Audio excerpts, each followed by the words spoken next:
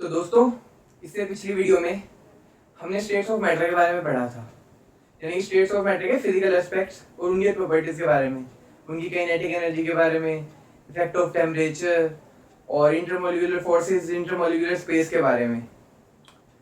तो मैंने आपको कहा था पिछली वीडियो में कि आप प्रेशर के बारे में पढ़ने की कोशिश करना, या प्रेशर के बारे में पढ़ना आपको समझ आ जाएगा। तो उम्मीद करता हूँ कि आपने प्रेशर के बारे में पढ़ा होगा कि प्रेशर कैसे इफेक्ट करता है स्टेट्स ऑफ मैटर को। तो चलिए अब हम कंटिन्यू करते हैं कि प्रेशर कैसे इफेक्ट करता है स्टेट्स ऑफ मैटर को। तो सबसे पहले तो आता है कि प्रेशर डायरेक्टली इफेक्ट कैसे करता है change of state of matter को। ऐसे ही नहीं है, ऐसा नहीं है कि सॉलिड पे प्रेशर इफेक्ट नहीं कर रहा, सॉलिड पे भी करेगा, लिक्विड पे भी करेगा, गैस पे भी करेगा, बट मेनली जहाँ इफेक्ट पड़ता है वो कहाँ पे होता है, वो होता है चेंज ऑफ स्टेट पे। तो प्रेशर कैसे इफेक्ट करता है? प्रेशर इफेक्ट करता है, सॉलिड प्रेशर से बनता है। कैसे बनता है, थोड़ा सा हिंट देते हैं आपको। जब आप किसी चीज पे प्रेशर लगाते जाओगे तो क्या होगा प्रेशर लगाने से? मान लो आपने एक कंटेनर में पानी भरा, उसमें प्रेशर लगाते गए क्या होगा? पानी दबना, दबता कितना दबना शुरू हो जाएगा। दबने से क्या होगा? उससे दबने से ये होगा कि उसके मॉलिक्यूल पास आने शुरू हो जाएंगे। होंगे या नहीं होंगे? तो मॉलिक्यूल पास आने शुरू हो जाएंगे, मॉलिक्यूल पास आने शुरू हो जाएंगे तो फोर्स ऑफ अट्रैक्शन काम करना शुरू कर देगी। फोर्स ऑफ अट्रैक्शन काम करेगी तो सॉलिड बन जाएगा। सॉलिड क्यों बनेगा? वो पिछली वीडियो में कि फोर्स ऑफ अट्रैक्शन सॉलिड में सबसे ज्यादा होती है। अगर आपने वो वीडियो नहीं देखी तो मैं लिंक ऊपर आई बटन में दे दूंगा, जाके पहले उस वीडियो को देखिए। तो अब बात करते हैं प्रेशर के बढ़ने से सॉलिड की तरफ चल पड़ेंगे और प्रेशर के कम होने से गैसेस की तरफ चल पड़ेंगे।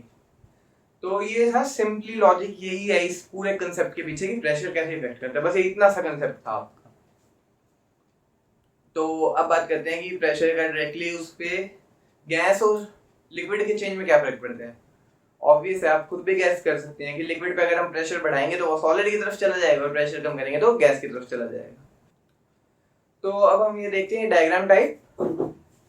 सॉलिड से अगर हम लिक्विड की तरफ जा रहे हैं तो प्रेशर डिक्रीज करना पड़ेगा, लिक्विड से सॉलिड की तरफ आ रहे हैं तो प्रेशर इंक्रीज करना पड़ेगा, लिक्विड से गैस की तरफ आ रहे हैं तो प्रेशर डिक्रीज करना पड़ेगा, और गैस से लिक्विड की तरफ जा रहे हैं तो प्रेशर इंक्रीज करना पड़ेगा। उसके बाद आता है गैस से सॉलिड की तरफ जा रहे हैं तो प्रेशर इंक्रीज करना पड़ेगा, और सॉलिड से गैस की तरफ जा रहे हैं तो प्रेशर डिक्रीज करना पड़ेगा। अब देखिए, और हमने क्या पढ़ा था साथ के साथ इसके kinetic energy. Kinetic energy solid के पार्टिकल्स में सबसे कम होगी, लिक्विड में मॉडरेट होगी यानी कि मीडियम, और गैसेस में सबसे ज्यादा होगी हाई काइनेटिक एनर्जी, गैसेस के पार्टिकल में, गैसेस में नहीं। तो ये हमने और काइनेटिक एनर्जी पढ़ा था टेम्परेचर के बारे में। देखिए, प्रेशर इंक्रीज होगा, प्रेशर और टेम्परेचर हमेशा उल्टे चलेंगे। इसका मतलब है इनवर्सली प्रोपोर्शनल। इनवर्सली प्रोपोर्शनल का मतलब है जहां जिस रो में आप प्रेशर इंक्रीज कर रहे हैं ना, वहां आप टेम्परेचर डिक्रीज कर रहे हो। सीधा सा लॉजिक है, इससे आपको याद भी रहेगा और आप कभी कंफ्यूज भी नहीं होगे। देखिए, लिक्विड से सॉलिड जाते वक्त प्रेशर इंक्रीज हो रहा है यानी कि टेम्परेचर हमारा डिक्रीज होगा। टेम्परेचर डिक्रीज करेंगे तो भी सॉलिड की तरफ आएंगे, प्रेशर इंक्रीज करेंगे तो भी सॉलिड की तरफ आएंगे। अब सॉलिड से लिक्विड जाते टाइम प्रेशर डिक्रीज हो रहा है यानी कि टेम्परेचर इंक्रीज होगा। ऐसे ही इस तरफ टेम्परेचर इंक्रीज होगा जब हम लिक्विड से गैस पे जाएंगे, और गैस से लिक्विड पे जाएंगे तो टेम्परेचर डिक्रीज होगा। उसके बाद बात आती है जब हम गैस से सॉलिड पे जाएंगे तो टेम्परेचर डिक्रीज होगा, और सॉलिड से गैस पे जाएंगे तो टेम्परेचर इंक्रीज होगा। ये सिंपल सा लॉजिक है, हमेशा उल्टे चलते हैं एक दूसरे, प्रेशर और टेम्परेचर। ये कैसे उल्टे चलते हैं ये आप फ्यूचर में पढ़ेंगे, 11th क्लास में इक्वेशंस आती हैं PV = nRT, उससे पढ़ेंगे। बट अभी आपको कोई फर्क नहीं पड़ेगा इस चीज से, तो अभी आप इसी को कंटिन्यू कीजिए। तो ये तो हो गया इतना। ये थोड़ा सा मैंने कल वाला रिवाइज भी करवा दिया है, क्योंकि कल हम कर चुके थे कि टेम्परेचर कैसे डिक्रीज होता है, कब इंक्रीज होता है और कब डिक्रीज होता है। तो अब हम इससे आगे बढ़ते हैं नेक्स्ट टॉपिक की ओर। तो अब हमारा टॉपिक आता है डिफ्यूजन। डिफ्यूजन क्या होता है दोस्तों? डिफ्यूजन होता है दो चीजों का मिक्सअप होना, दो गैसेस का, दो लिक्विड का, दो सॉलिड्स का। दो सॉलिड मिक्स हो जाए आपस में, दो लिक्विड मिक्स हो जाए या दो गैसेस मिक्स हो जाए, उसे हम बोलते हैं डिफ्यूजन। किस लेवल पे मिक्स हो, अभी आप इतना कह लीजिए कि आप उन्हें फिजिकली सेपरेट नहीं कर सकते बिना किसी केमिकल रिएक्शन के। कर भी सकते हैं बट 90% आप नहीं कर पाएंगे। तो ये होता है डिफ्यूजन। डिफ्यूजन कैसे होता है? सॉलिड आपने देखे कभी, ये दो सॉलिड है, मैंने इनको मिलाया, क्या मिक्स हो गए? नहीं हुए। तो सॉलिड में डिफ्यूजन कब होगा? सॉलिड में डिफ्यूजन बहुत रेयर चांस है, कभी 99.9% तो सॉलिड्स के अंदर डिफ्यूजन होगा ही नहीं। उसके बाद आता है लिक्विड। लिक्विड में कैसे डिफ्यूजन होता है? लिक्विड में डिफ्यूजन की अमाउंट मॉडरेट होती है। जैसे कि आपने देखा, आप पीते हैं कॉकटेल्स वगैरह, कॉकटेल्स मॉकटेल्स वगैरह, उनमें मिक्सअप होता है, उनमें लिक्विड मिक्स किए होते हैं, आपके दो जूस आपके आपस में मिक्स हो जाते हैं। लेकिन सारे लिक्विड्स आपस में मिक्स नहीं होते। आप जैसे ऑयल और वाटर को मिक्स नहीं कर सकते, इमल्सिफाई कर सकते हैं मेयोनीज बनाने के लिए, बट मिक्स नहीं कर सकते। ऑयल और वाटर को मिक्स नहीं कर सकते, लेकिन मिल्क और वाटर को कर सकते हो। तो वो कैसे मिक्स होते हैं? डेंसिटी जिनकी आपस में रिलेटेड होती है, तो वो इस तरह से मिक्स होते हैं। उसके बाद बात करते हैं हम गैसेस की। सारी गैसेस ऑलमोस्ट मिक्स हो जाती हैं, यानी कि सारी गैसेस आपस में डिफ्यूज हो जाती हैं। रेयर ही चांस है कोई गैस डिफ्यूज नहीं होती। सपोज आपने हीलियम का सिलेंडर या एलपीजी का सिलेंडर खुला छोड़ दिया, तो 1 मिनट में वो सारी गैस फैल जाएगी। ट्राई मत करना इसको करके, ना तो फिर में आग लगने का खतरा है। तो सारी गैस फैल जाएगी। लेकिन आप रेयर चांस है, जैसे हॉट एयर और कोल्ड एयर मिक्स नहीं होती, एक लेयर पे मिक्स हो रही होती है, बट हॉट एयर ऊपर उठती है अगर बहुत ज्यादा अमाउंट में, नहीं तो उसी टाइम ठंडी हो जाएगी। तो डिफ्यूजन एयर में सबसे ज्यादा होता है, लिक्विड में मॉडरेट होता है, और सॉलिड में ना के बराबर होते हैं, यानी कि सबसे कम। तो आइए एक बार डिफ्यूजन की डेफिनेशन लिख देते हैं।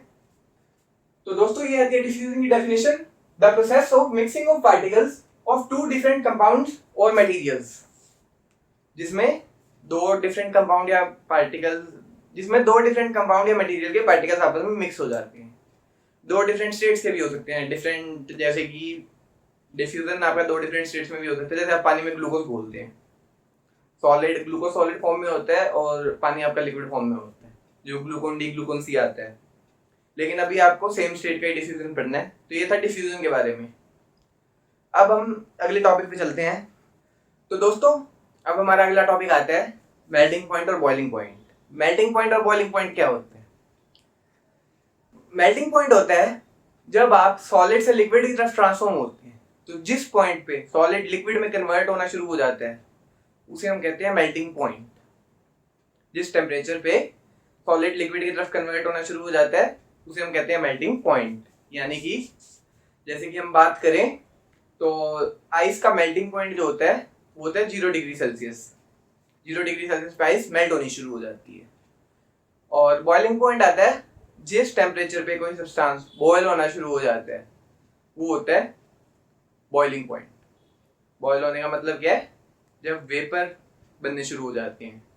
और ये जब सब चीजें होती हैं ये एक ही कंडीशन पे होती हैं, एटमॉस्फेरिक प्रेशर पे, जब भी हम उसे बॉइलिंग पॉइंट और मेल्टिंग पॉइंट बोलेंगे। तो अब कैसे काम करते हैं देखिए।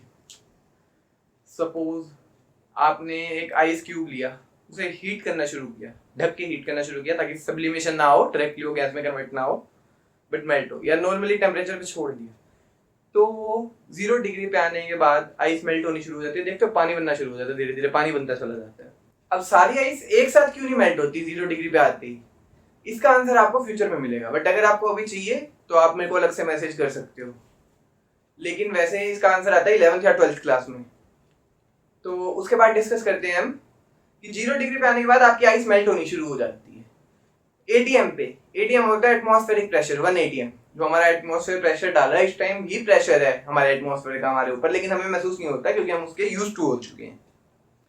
एटमॉस्फेरिक प्रेशर 1 एटीएम पे जब कोई चीज मेल्ट होनी शुरू हो जाए, जिस टेम्परेचर पे वो चीज मेल्ट होगी, तो उसे हम कहेंगे melting point, melting point of that substance.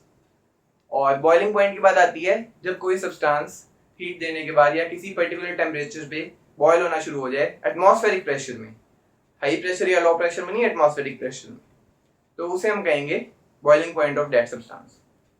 इस तरह आपको मेल्टिंग और बॉइलिंग भी समझ में आ गई होगी। मेल्टिंग वो प्रोसेस होता है जब कोई चीज मेल्ट होनी शुरू हो जाती है, यानी कि स्टेट चेंज करके सॉलिड चेंज करके लिक्विड में आना शुरू हो जाता है। और बॉइलिंग वो सब्सटेंस होता है जब लिक्विड चेंज करके गैसियस फॉर्म में आना शुरू हो जाता है, यानी कि वेपर्स बनने शुरू हो जाते हैं। अब एक बार हम इनकी डेफिनेशन लिख देते हैं और एग्जांपल भी लिख देते हैं। तो दोस्तों ये आती है मेल्टिंग पॉइंट की definition, the temperature at which any substance, most probably solid, starts to melt at atmospheric pressure is known as melting point. Example given, melting point of ice is equal to 0 degree Celsius, यानी कि ice का melting point होता है 0 degree Celsius.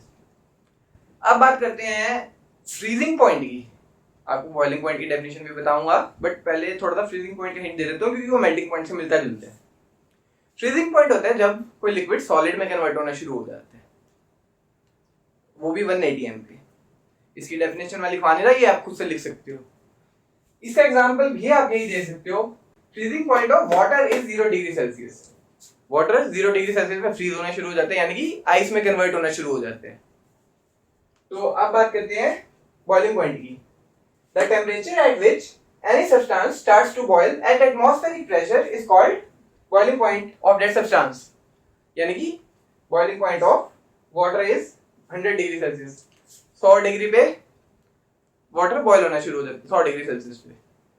तो दोस्तों आज के लिए बस इतना ही। अगर वीडियो अच्छी लगी तो वीडियो को लाइक करना और चैनल को सब्सक्राइब करना मत भूलिएगा। मिलते हैं नेक्स्ट वीडियो में।